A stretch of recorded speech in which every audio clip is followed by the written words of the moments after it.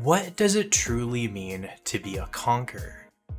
We know that Luffy has been extremely durable in the series and has been able to survive a lot of really tough fights, which makes you think, Luffy's obviously a zone, but how do people like Shanks and Roger do this?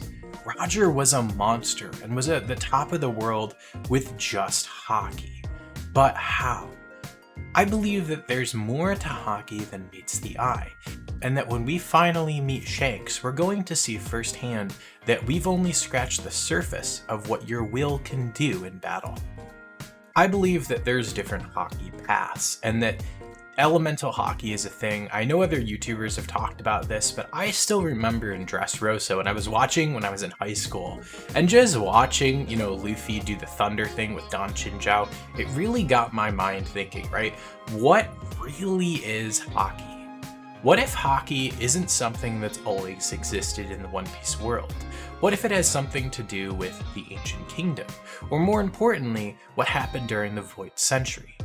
I believe that the Void Century is what created Devil Fruits as well, that something happened during that time, and I think both Devil Fruits and Haki became a thing. I think that two sides of the battle, the Ancient Kingdom and now is the world government, each had one power. Maybe the world government had Haki and the Ancient Kingdom had Devil Fruits. Because the D is always interesting, and this has just kind of been a gut feeling, but I feel like Luffy and the people of the D clan are somehow linked to the Devil Fruits, and I don't know if this is actually what the story is going to do, but it would be really interesting. And my friend Trader is a really good theory, and we might do a video on this, that the people of D actually become Devil Fruits and the world government is doing something extremely messed up with that. So stay tuned and hit the like button, because that's a video we're coming out with, and that's part of what they were trying to, quote unquote, erase during the Void Century. But back to Peak Haki for a minute, I really do feel like there's different things that you can do with conquerors. Different things you can do with Artemis, different things you can do with observation, because Rayleigh taught Luffy observation, but then Luffy went to Wano and it's like, oh, I can do internal destruction with this, right?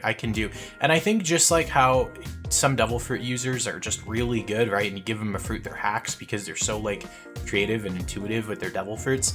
I don't like, but Doflamingo is a perfect example of this.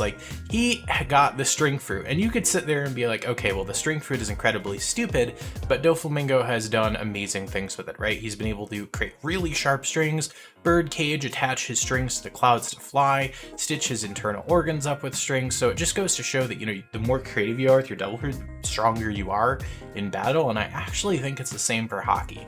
I think there's a lot more you can do with Haki. It's just characters have never tried to do it, right? And I think for Luffy, who has been shown, time and time again in the story to be a battle genius, and he picked up on the thing Kaido and Big Mom were doing with Conquerors, I think he's going to learn things from Shanks, or when he fights Shanks as well, that he didn't know was possible. Maybe Conqueror's Haki burst, doing damage to the opponent, embedding Conqueror's Haki in the ground and then hitting people with the ground with his Devil Fruit, right? When he uses his awakening, his Gear 5.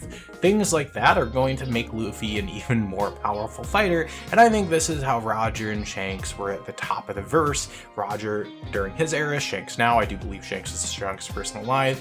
I also think Shanks is evil, but that video is coming for another day. But ultimately, Roger was incredibly creative, and Roger was also a swordsman, as we saw when he used his Divine Slash attack against Odin in the flashbacks. So maybe being a swordsman allows you some sort of bypass of this creativity, right? Because you don't necessarily have to be extremely creative, right? You can just coat your sword in your Haki and just slash, right? Which is kind of what Mihawk and Shanks do, but I think there's more to this, and Shanks isn't just a pure swordsman, which is why, Mihawk isn't fighting him. Mihawk says, I don't want to fight you anymore. He doesn't really care about that because he wants to fight people who are kind of pure swordsmen. But these are just some shower thoughts I had. Let me know in the comments below, how do you feel about Haki? Do you think we've seen most of Haki? Do you think we've only scratched the surface? What do you think the final battles in the story are going to look like when we actually, see Haki being used by the Admirals, by the government, things like that? Make sure to leave a like, subscribe, and I'll catch you in the next one.